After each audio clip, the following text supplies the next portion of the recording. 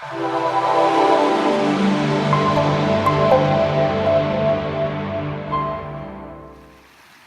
guys, Dr. Casey Schnabel here, and welcome back to Movement Every Day. As last week, we're still here. I shot 2 videos, and this is part 2. Remember last week, if you haven't seen the video, we worked on ankle adjustments. I showed you a few, and today, in this series, in this episode, I'm going to show you a couple more. So if you don't remember what the ankle looks like, remember I showed the anatomy pictures in the last video, so I'll put them up on the screen as well here today as I'm showing you what I'm doing.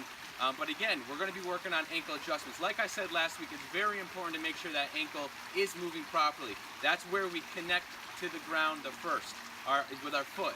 Then it comes our ankles, our hips, our back. So if there's dysfunction down in your ankle, lack of movement, lack of mobility, well, your body will start to compensate. And it will start to compensate at that ankle, and then it will work its way up the kinetic chain. So we want to make sure that that area is moving properly. I'm going to go ahead and show you a couple more adjustments on top of last week's. Alright guys, welcome back. We're going to do 2 more adjustments right now. I'm going to do a cuboid adjustment on Kylie's left foot here. The cuboid is essentially right here.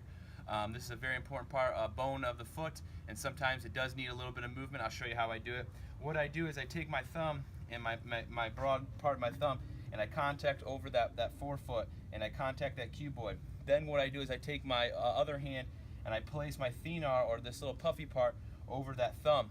And what I'm going to do is I'm going to put it between my legs, and I'm going to add a little distraction, and then I'm going to use my legs to kind of do a long axis distraction. I'll show you what it looks like. She's a little bit low. It would be a little bit better in ideal situations, but since we're out in the woods right now, it's kind of a little different. But all you're going to do is put your hand right here. I contact between my thighs. I add a little bit of distraction, and what I do is just do a little bit of a pull like that. It's very easy to actually get that bone and joint to cavitate or pop. I'm going to show you one more. It's called calcaneal eversion. So your calcaneus, and again, refer back to those pictures that I have on the screen, but your calcaneus is that heel bone, okay? And it's connected, really closely associated with that talus. So what I'm going to do is I'm going to provide eversion to that and test eversion of that subtalar joint. What I do is I put my hand over that talus, which we kind of did in the last week's video, so if you want to know kind of where that position is, go back to that video. But I block that talus, and I take my thumb and my hand and I put it on that calcaneus. I like to do different ways to kind of motion palpate. I just kind of use my thumbs and I just push down away from that calcaneus, and I assess that eversion. But how I like to adjust it, I take that big old broad hand of mine and I put it on that heel. I block that talus. I lean back a little bit and I add a little bit of long axis distraction, or kind of distract it that way. And then what I do is, if I want to just do mobilizations, I just shear that joint into eversion, which is taking that calcaneus and pushing it that way towards the ground. And you can just do that really quick to add some mobilizations. Or what I don't have here today is a speeder board. It's just a little square.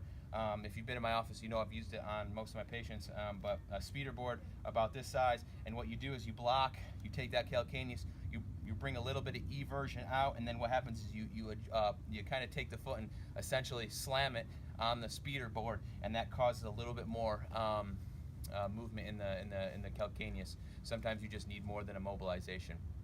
So that's pretty much that. She's gonna go get the camera real quick. I want to show you this awesome view. As last week we were up at the farther part of the trail, but right here we're at Devil's Head. If you see right there, come over this way.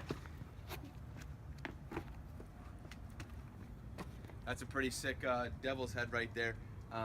It's a pretty cool rock, and like always, like, subscribe, share, please. Please give me questions. I just love interacting with you guys. So until next week, get out, get moving, especially on those weekends. Enjoy life, and remember, movement's everything, and movement's life.